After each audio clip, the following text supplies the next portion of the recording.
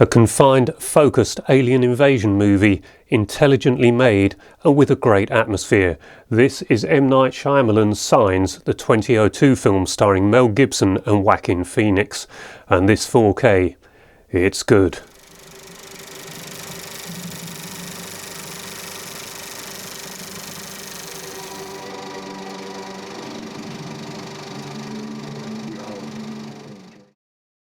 Signs was a big success at the worldwide box office. It had an estimated budget of $72 million and it grossed at the worldwide box office $408 million. It has an image aspect ratio of 1.85 to 1 and comes with DTS-HD 5.1 sound. However, on the box it states that the 4K disc only has a resolution of 1080p, so I presume that's an error. It looked beautiful in here, a real fine grain, and I don't think you could ask for any more. If people were a bit upset with the way some of the James Cameron films and possibly the George Lucas films looked on 4K, I don't think you've got any worries with this because the fine grain is there and it just looks beautiful throughout. I think there were two different film stocks used in the making of this, and one was Kodak 500T, which had a wonderful reputation as soon as it was released onto the market. Indeed, they actually put that in Super 8 cartridges, if I remember correctly, and it had a great reputation as a Super 8 film stock. It has a running time of 1 hour and 46 minutes, and my wife and I watched this in here a few nights ago, and we'd only ever seen it previously on DVD, and we enjoyed it on DVD, but we didn't think it was brilliant. This time, watching this 4K in here, looking like it would in a West End premiere house, watching a master print, at the end of this we both turned to each other and said, that was absolutely brilliant.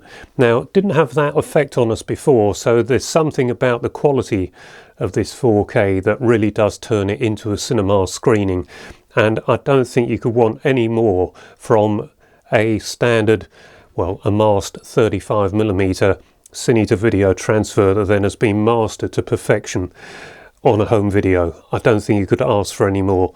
This was a brilliant night watching a great film, an alien invasion film that normally go a bit stupid towards the end or in the second half of a film, but that was largely how I remembered it on DVD. I thought the second half didn't match up to the first.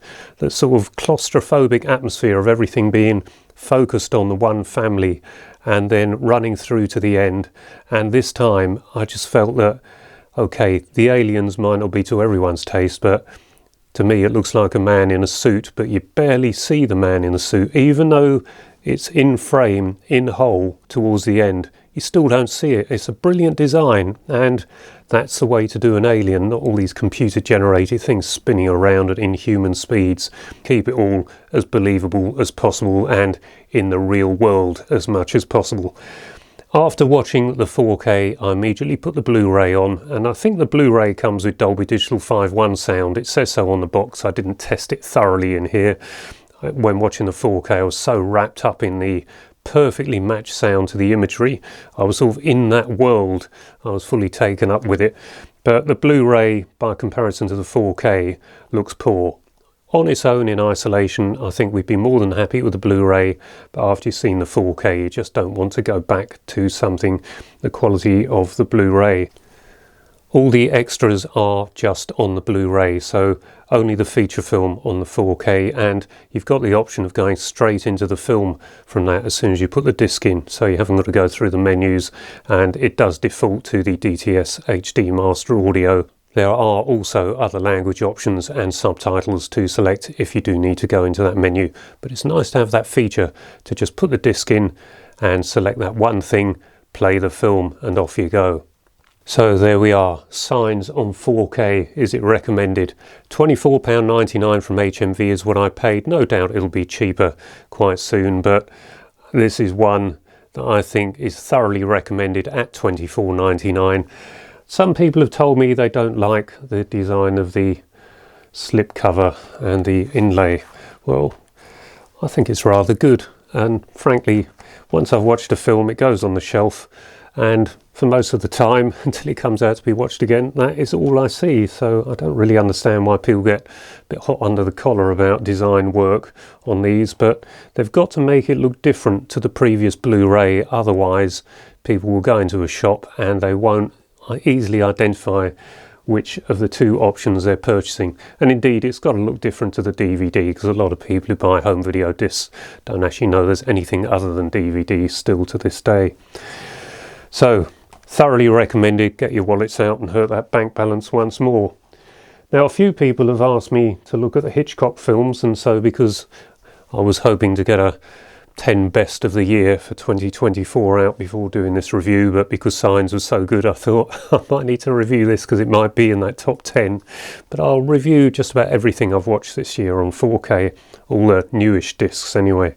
But North by Northwest, people were telling me this is a great transfer, and I think that's a term we've just come to use to denote a cine to video transfer that then comes out of the machine and then has to be worked on thoroughly for ages to get it looking how it's going to look on the final product. I have pointed out before, when people have told me that this is reference material and all this sort of thing that people come up with, this was VistaVision. So when it comes to VistaVision, you're looking at such high image quality to start with that anything shot in that format is going to look brilliant whatever you shrink it down to.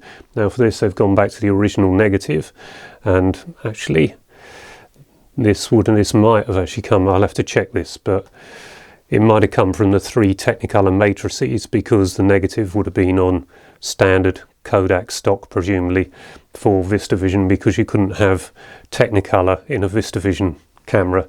It's a 3-strip process, so you've got to have standard 35mm, and there's 3 strips of film going through, 1 for each primary colour that gets divided, and that's how the Technicolor is done. And that's the dye transfer IB Tech process. But you could then do it afterwards, so you get the original negative and create those 3 colour separations. Won't be quite as brilliant a colour as full-blown Technicolor, but it's still excellent and is proven previously by the 10 Commandments. So if you haven't seen that review that I did about 4 years ago, it'd be worth looking at that, because I show the 3 elements being merged. I did a mock-up of that, and that will maybe illustrate why North by Northwest looks as good as it does. It's VistaVision, it's Technicolor, therefore before you even go out and buy a 4K disc with that information, you know it's going to be exceptional. So that will go for the other one that's probably even better than this, To Catch a Thief. But I got this one because I saw To Catch a Thief a few years ago. I haven't seen this one in decades, so I thought it's time I took a look at this one. But I'll probably get To Catch a Thief at some stage, but that will be another one of the best releases of this year, both of them, To Catch a Thief and North by Northwest. Another one people wanted me to take a look at is The Wages of Fear. Now, this has been made a couple of times as a film. It's from a book, but this is the original French film. I think it was 1953 or 1954. I did actually see this at the cinema, but not in the 1950s, sometime later at the BFI's National Film Theatre. A great film. I've had a sneak peek at it in here, and it looks great on this 4K disc. I don't think it's one I'd put in the best releases of the year, but it's not far off. I'd have to give that some thought. But anyway, that should be coming soon. I was hoping to get that 10 best or the review of the year done before the end of this year, but it hasn't worked out for me because watching Signs was a bit of a mistake. I then had to do a review of that before I could then do the review of the year, the 10 best. So I hope you've enjoyed this video. If you have, please give it a like, perhaps subscribe, and I'll see you in the next video. Until then, bye bye for now.